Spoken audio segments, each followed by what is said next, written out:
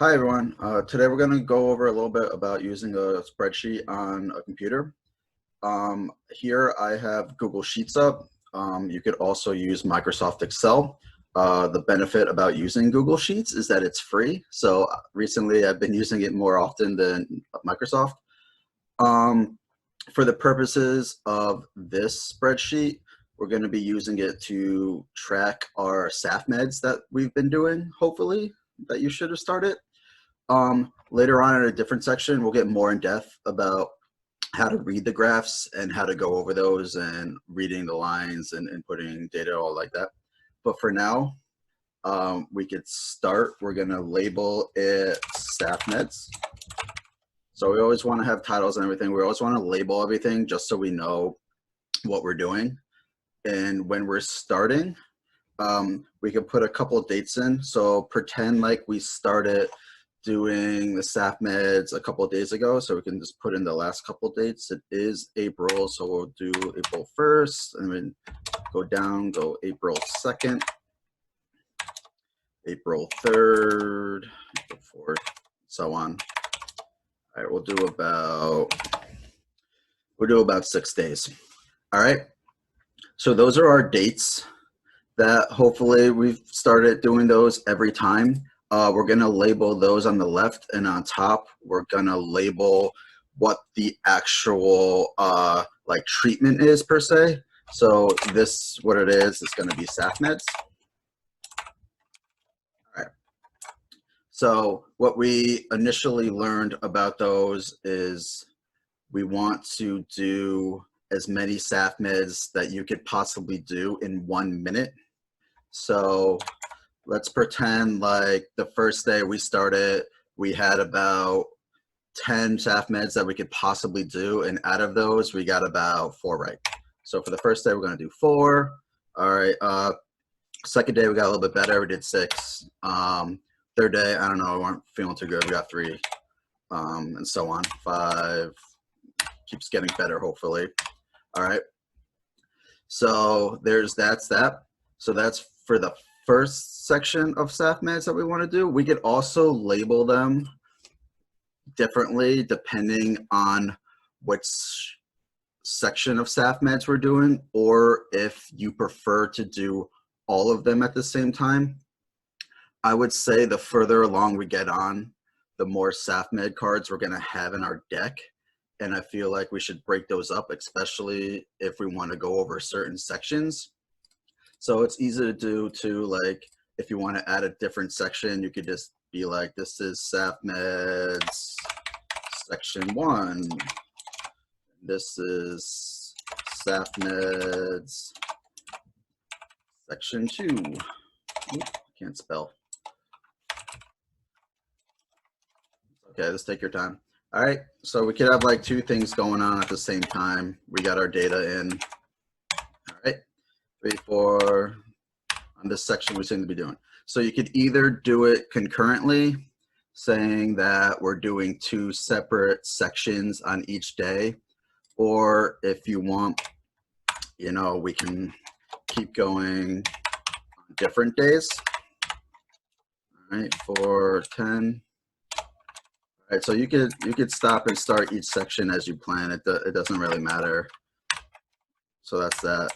So this is saying I did my first section of Safemeds for the first 5 days along with the second section. But then during this time, I only did the second section and I left this.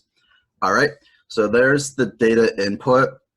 That's what we are looking at, and this is what we'll be accountable for ourselves. All right, if we want to make the graph and make a visual representation of it, we're going to highlight what we want.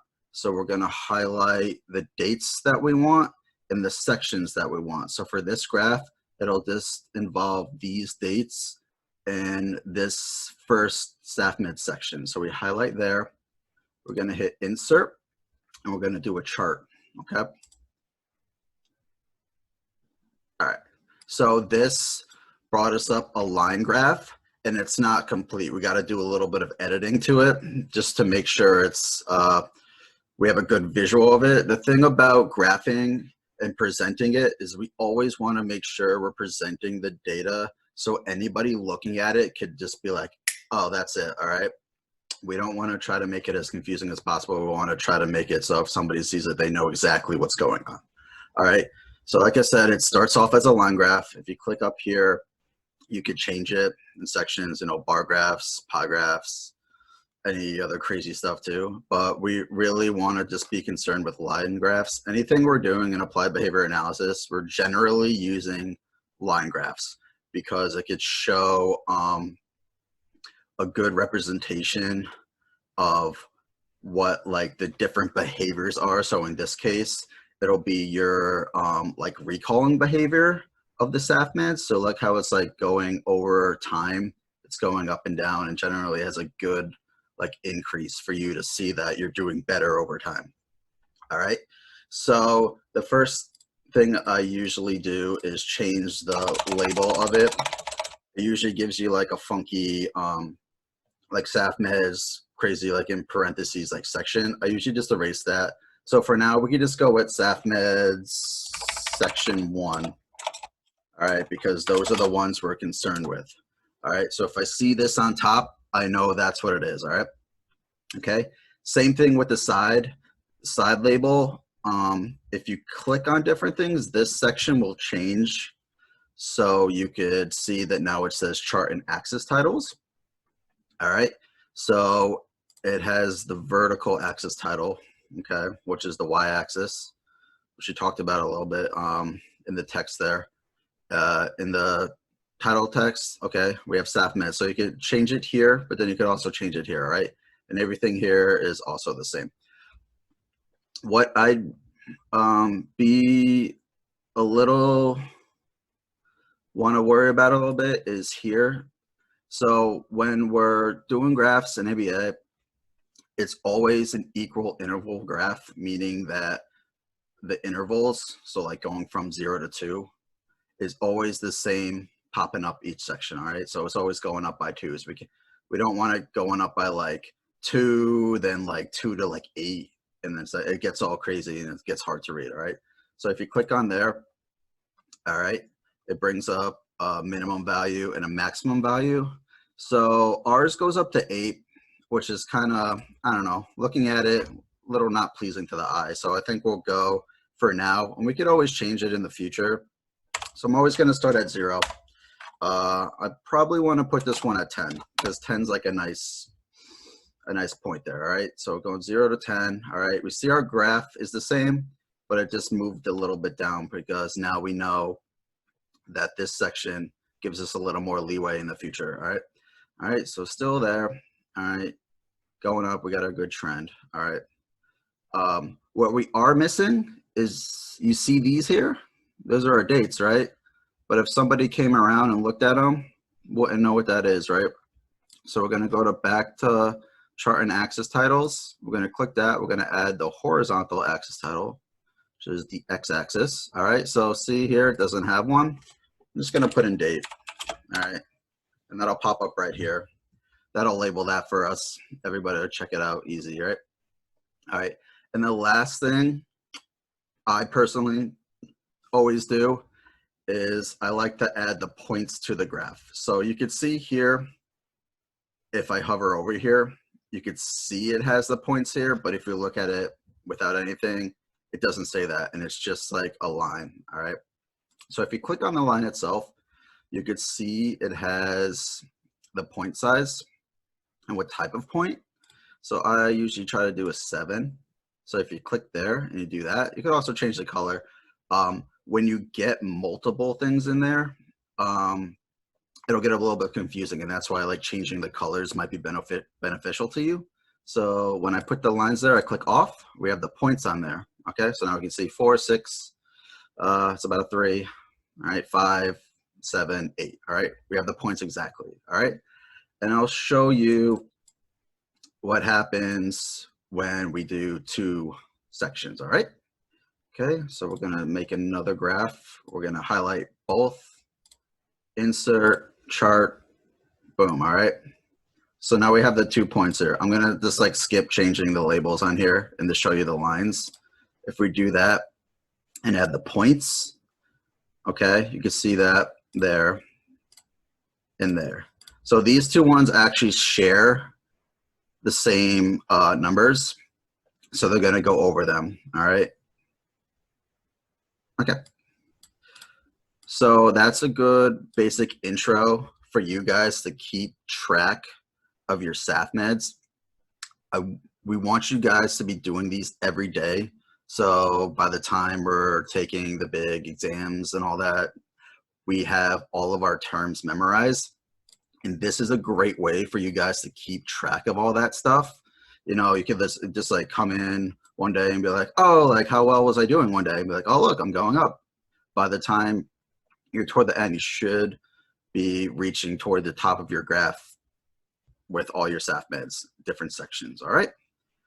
Okay. So you guys get starting on that. I'll show you guys also how to do paper graphs. It's the old-fashioned way. This is one's more modern. If you do it on Google Sheets, it will automatically save into your Google Drive. So everything's together. If you can guys go ahead, just make a folder for this course, have everything together, be organized, that would be awesome. All right. Keep studying, and I hope you guys are enjoying the course. Now we're going to go over paper graphing. All right.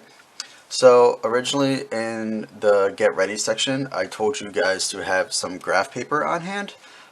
Since we're in quarantine right now, it's pretty tough to get a hold of right now. So I made my own graph using a piece of computer paper and a ruler. So if we want to do it that way, we can. I started off making a grid of one inch equal interval sections. So we could start off, if we're going to go over our Safemeds graphing, we could start labeling it Safemeds. Okay, just like if we were to do it on a spreadsheet. All right, and we could label our y-axis Safemeds correct. So that's how many we got correct in the 1 minute. All right, and on the bottom we can label the x-axis the date. All right, and these will be the actual dates. So starting at the 0 point, we're going to leave that one blank. You could also put a 0 there if you really wanted to. The first day we could just label it any day we start. So today's April, we'll start at the 15th, and then tomorrow will be the 16th. All right, and so on. So we have 5 days of raw data that we have to enter. So we can go all the way up to there. All right, so that will end up the 19th. Right here, you can see I inputted all 5 days of raw data. So on day 1, we got 4 correct. 2, we got 3 correct. On the 3rd day, we got 5 correct. On the 4th day, we got 7, and the 5th, we got 8 correct. Okay. So since we're using an equal interval graph, we could go up by, let's go up by 2s, all right, in each one, so they'll all be the same. And that should give us enough room to be able to put in all of our data points and leave some extra room just in case we start to do better with more cards, okay? So the first one, on the first day we have 4, so we could find the first day and just put a dot right there. All right, second day we have 3. Okay, so we can go in the middle between the 2 and the 4. We can put it right there. We're just going to jump to each line there. All right, and the third day we got 5, so we're going to bump it up to there. All right, 4, we go all the way up to 7. And the 5th day we got 8, so we can track all the way over from 8, just put a line there. All right, so the computer will automatically put in that line. So since we're paper graphing, we have to like use a ruler and we have to connect all those lines. So I just actually have a level right here. It's pretty straight. It works as well. I'll go there and we'll connect those lines.